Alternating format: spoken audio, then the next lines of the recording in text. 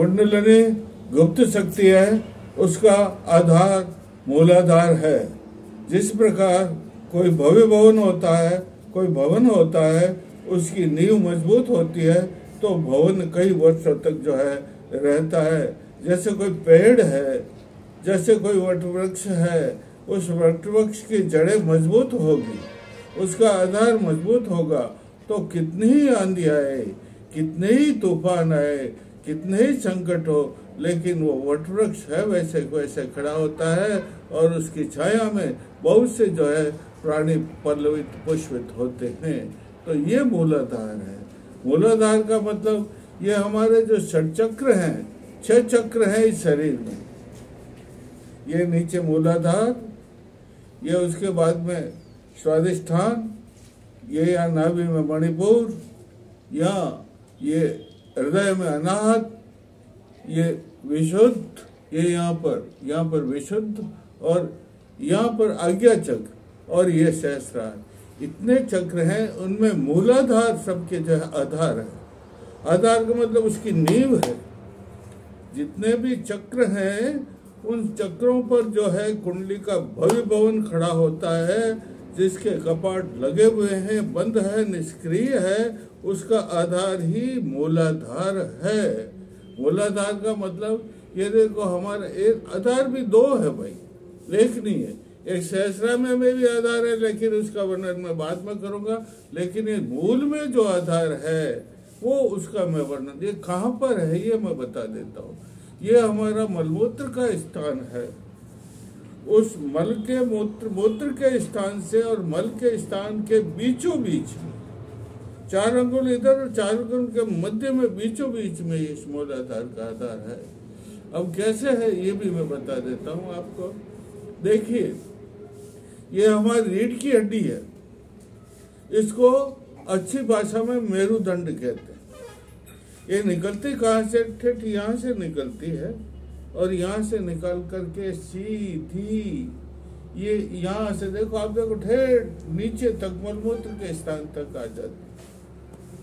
यहाँ से प्रारंभ होती है यहाँ तक। लेकिन ये पोली नहीं है, इसमें जो है 33 कशेरुकाएं जिन्हें यूं निकली हुई रहती यूं, उनको कशेरुकाएं कहते हैं। ये 33 है और 33 कशेरुकाएं के ये ठेठ से ठेठ तक पोला नहीं है। जैसे ढोल पोला होता है ना, वैसे ये पोला नहीं है। इसके अंदर मज्जा भरी हुई रहती है और इनके जो 33 मैंने आपको बताया कशेरुकाएं, ये जो है छोटे छिद्र और बड़े छिद्र भी होते हैं, जिसमें से नाड़ियां निकलती है। नाड़ियां क्रॉस करती, छिद्र है कि नहीं, उनसे यूं नाड़ियां क्रॉस करती निकलती है और जो है ये बंधा हुआ रहता है। क्या यहाँ से निकलता है ना, यहाँ से यहाँ नीचे आता है सब। ये सब चक्र इसमें 3 नाड़ियां है। कितनी है इसमें इस मेरुदंड में 3 मुख्य नाड़ियां है। एक तो है ईड़ा, एक है पिंगला। ईड़ा का मतलब गंगा और पिंगला का मतलब जमुना। ये चंद्र नाड़ी, ये सूर्य नाड़ी, ये और बीच में जो नाड़ी निकलती है उसको सरस्वती कहते हैं। सरस्वती, इसको सुषुम्ना कहते हैं, इसको शून्यपथ कहते हैं, ये राजपथ कहलाता है। ये तीनों यूं जाते, देखो यूं यूं यूं यूं, ये निकल गई 2 और ये बीच में जो है वो नाड़ी होती है सुषुम्ना। कौन सी? सुषुम्ना। ये सुषुम्ना, ये जो मेरुदंड है, इसके सबसे नीचे जो है ये 4 भागों में बढ़ जाता है। ये चंचू प्रदेश है। कौन सा प्रदेश है? ये नाभि के नीचे चंचू प्रदेश, सबसे नीचे मलमूत्र के पास में चंचू प्रदेश कहते हैं। ये रीढ़ की हड्डी, ये जो मेरुदंड है, चंचू प्रदेश में आकर के 4 भाग में बट जाता है। ये 4 भाग नीचे कैसे बढ़ता है? जैसे फूल की 4 पंखुड़ी होती है, 4 कलियां होती है, वैसे उसमें ये बढ़ जाता है। और फिर उसके बीचों बीच में एक यूं कमल के कर्णिका होती है ना, कर्णिका फूल की कर्णिका, उसके बीचों बीच में जो उस कर्णिका में है वो उसको कंद कहते हैं। जो बीचों, वो जो सुषुम्ना आकर के सीधी उस कंद में आकर के उसका अंतिम भाग रहता है सुषुम्ना का। सुई की छेद के बराबर उसमें छेद रहता है। वो आकर उस कंद के ऊपर, ये कंद है, जो चार जो पंखुड़ियां हैं उनके ऊपर जो ये बीच में कर्णिका है वो जो है वो कंद कहलाता, और उसे अच्छी भाषा में स्वयंलिंग कहते हैं। कांडा क्वाइन कहते हैं इसको अंग्रेजी में। और ये कंद है, इस कंद को ही यही सरोज है भाई। इस कंद के ऊपर भी छोटा सा छेद होता है जिसको काम, ये किस क्षेत्र में है ये मैं आपको सब बता देता हूँ।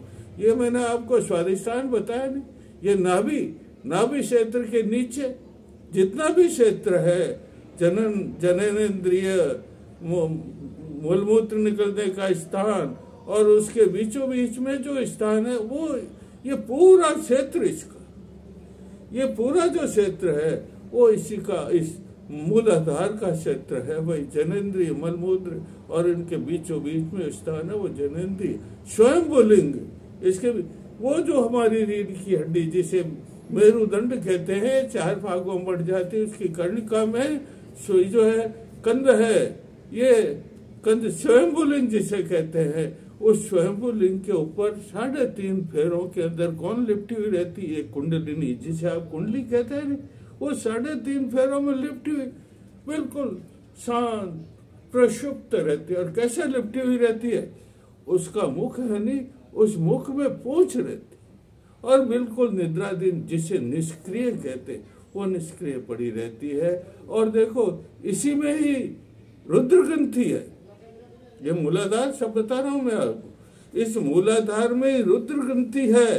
3 ग्रंथियां है ना, रुद्र ग्रंथि, ब्रह्म ग्रंथि और विष्णु ग्रंथि, 3 ग्रंथि। इसलिए रुद्र ग्रंथि की जो गांठ है नहीं, वो गांठ किसमें? मूलाधार में। जब तक रुद्र ग्रंथि की गांठ नहीं खुलती है, जब तक उसकी लिप्टन, इसको सार्ध त्रिविलयाकार कहते थे, मतलब 3.5 फेरे, कितने? 3.5 फेरे लपेटी हुई रहती है और मुख में पूंछ लगी हुई रहती है। ये कुंडली कहलाती है, मूलाधार में होती है। किसके ऊपर लिपटी हुई रहती है? स्वयंभुलिंग के ऊपर, जिसको कंद कहते हैं। जिसको क्या कहते हैं? कंद भी कहते हैं। ऐसे लिंग होता है, लिंग की तरह रहता है एक कंद, ऐसा लिप, और इसके ऊपर ये लिपटी हुई रहती है और इसके ऊपर एक छोटा सा छेद होता है, उसको काम क्षेत्र, उसको काम बिंदु कहते हैं। क्या कहते हैं? कामाग्नि जिसे कहते हैं, वो काम क्षेत्र ही तो है।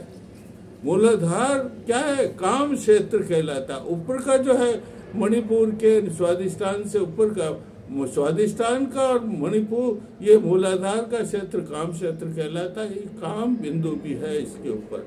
देखो भाई, इसमें पराशक्ति भी, ये मूलाधार की सब बातें बता रहा हूं मैं। मूलाधार में पराशक्ति है। कौन सी शक्ति है? पराशक्ति है। और इस मूलाधार में जो है ये पर मध्यमा, ये है ना, परा पश्यंती, परा भी है, 4 प्रकार की है ना वाणी, परा, पश्यंती, मध्यमा और वेखरी। ये परा भी मूलाधार, ये परा भी किसमें है? मूलाधार में है। और भाई मूलाधार के अंदर एम, रेम और क्लिम, ये शास्त्रों में लिखा हुआ है। ये 3 देवियां भी इसमें, किसमें? ये 3 देवियां कौन सी? एम, रिम और क्लिम। एम, रिम और क्लिम। एम का मतलब सरस्वती, रिम का मतलब महालक्ष्मी और क्लिम का मतलब दुर्गा, महाकाल। ये तीनों भी इसी में रहती है। और ये तो मूलाधार तो परम पवित्र स्थान, जैसे समुद्र मंथन हुआ था ना, समुद्र मंथन, और समुद्र मंथन से 14 रत्न निकले थे, उसी प्रकार ये मूलाधार भी सिंधु क्षीर सागर है। कौन सा सागर है? क्षीर सागर है।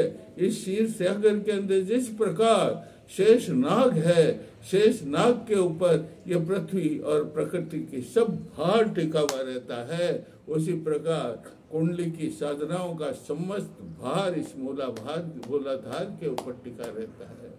और ये त्रिवेणी भी, अरे यहाँ से तो ये आकर के फिर देखो गुच्छा है ना, जैसे रेलगाड़ी है, रेलगाड़ी स्टेशन से आगे जाती है तो फिर कितने स्टेशन आते हैं, रुकती है, तो उन स्टेशनों को चक्र कहते हैं। हमारे ये जो मूलाधार से जब इसकी जागृत हो जाती है तो सुई की नोक के बराबर जो सुषुम्ना में छेद होता है, उस छेद में सुई के छेद के अंदर जो सुई का धागा प्रविष्ट होता है नहीं, वैसे ही इसका प्रविष्ट हो जाती है। ये है जो है मूलाधार। इस मूलाधार के अंदर जो है ये देखो, इसमें मूलाधार के अंदर नसें निकलती है। ये मूलाधार भी तो एक गुच्छा है रे, नसों का, नाड़ियों का। कैसा? ये स्वयंभूलिंग है।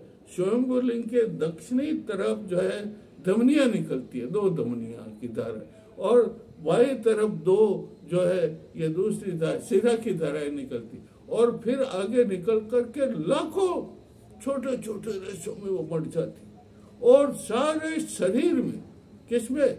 सारे शरीर में फैल जाते, शुद्ध रक्त का, शुद्ध ऊष्मा का प्रचार करती है। तो ये तो बहुत बड़ा स्थान है, बड़ा पवित्र स्थान है। शास्त्रों में लिखना है 9 द्वारे हैं, इन 9 द्वारों में जितने भी हमारे पवित्र स्थान है उनमें से मूलाधार भी एक पवित्र स्थान है। इसलिए मैंने आपको आज मूलाधार का विस्तृत वर्णन किया है।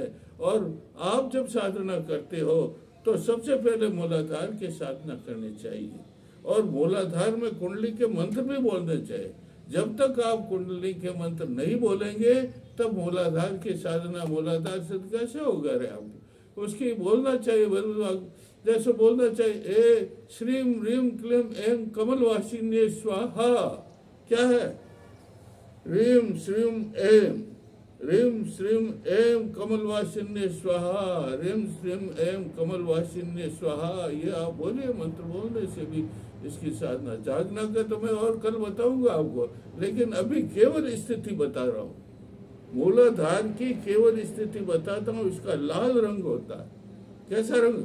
और प्रत्येक चक्र के, ये जो 6 चक्र बताए मैंने, षट चक्र कहलाते हैं, लेकिन 7वां सहस्रार का चक्र है, और 8वां भी 9 द्वारा ब्रह्मरंध्र है, और ब्रह्मरंध्र के ऊपर भी एक छेद होता है, ये 9 द्वारा कहलाते हैं। ये 9 द्वारा में जो है ये मूलाधार तो पवित्र है रे। मूलाधार से ही जो है कुंडली की यात्रा प्रारंभ होती है। कुंडली के मंत्र भी आपने जपने चाहिए। कुंडली के मंत्र जपोगे तो अपना आप ये लिप्टन खुल जाएगी। इसका मैं पूर्ण वर्णन कल करूंगा। जो है आप इसको मूलाधार को समझ लीजिए, जब आधार आप मजबूत करेंगे। अगर आप कुंडली की साधना करना चाहते हैं तो आपको आधार तो मजबूत करना पड़ेगा। आपको गहर साधनाएं करनी पड़ेगी। पहले मूलाधार से प्रारंभ हो। आसन लगा लेना चाहिए। श्वेत आसन लगाइए आप। श्वेत आसन के पद्मासन में विराज जाइए, और पद्मासन नहीं तो सुखासन में विराजिए। सुखासन विराज करके ये ऐसे रख लीजिए आप, और ये यहाँ रख लीजिए, और अपने आंखें बंद कर लीजिए। आंखें बंद करके अपना चित्त में यहाँ पर प्रकृति के अंदर उसको स्थापित कर दीजिए। शंभुलिंग के देवता को, गणेश, शैतोलिंग के देवता गणेश हैं, ब्रह्मा है, इनको स्थापित कर दीजिए और मंत्र बोलते रहिए। मंत्र, और जितनी आप मंत्र की साधना करेंगे उतना मूलाधार सिद्ध होगा। अरे मूलाधार तो पवित्र है। आपने मूलाधार सिद्ध कर लिया तो आप बड़े विद्वान बन जाएंगे। आपकी प्रभावशीलता बहुत जबरदस्त हो जाएगी। इतनी प्रभावशीलता हो जाएगी, आप में इतनी आकर्षण शक्ति हो जाएगी कि आपको देखते ही लोग प्रभावित हो जाए। ये काम क्षेत्र है भाई। ये काम क्षेत्र प्रजनन का, किसका? प्रजनन का क्षेत्र है। ये मलमूत्र का क्षेत्र है। ये विकार का, कार्बन डाइऑक्साइड है। वो प्राणाग्नि तो है इसमें। मूलाधार में क्या है? प्राणाग्नि है। प्राणाग्नि का मतलब प्राण अपान है इसमें। वो जब निकलता है, बाहर निकलता है, तो इसका मतलब कार्बन डाइऑक्साइड, कौन सा ऑक्साइड? कार्बन डाइऑक्साइड बाहर निकल जाती है, और शुद्ध जो ऑक्सीजन ये रहती है उससे लिप्टन खुल जाती है। तो मैंने आज आपको मूलाधार का वर्णन बताया है। 6 चक्र होते हैं। कुंडली एक गुप्त रहस्यमय शक्ति है। जब कुंडली को आप जागरण कर लेते हैं तो रहस्य के पर्दे क्या, कितने 6 प्रकार के पर्दे। 7वां पर्दा ये सहस्रार कहलाता है, ये ब्रह्मरंध्र कहलाता है। ये सब के ऊपर विकार का आवरण है, अंधकार का आवरण है।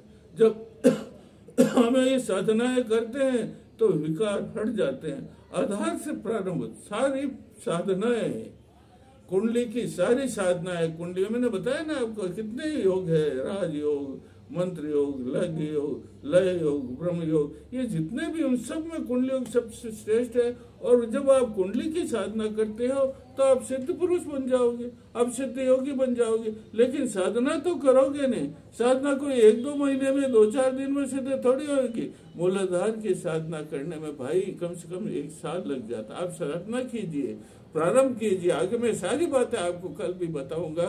बोली कुंडली माता की जय, आधार माता।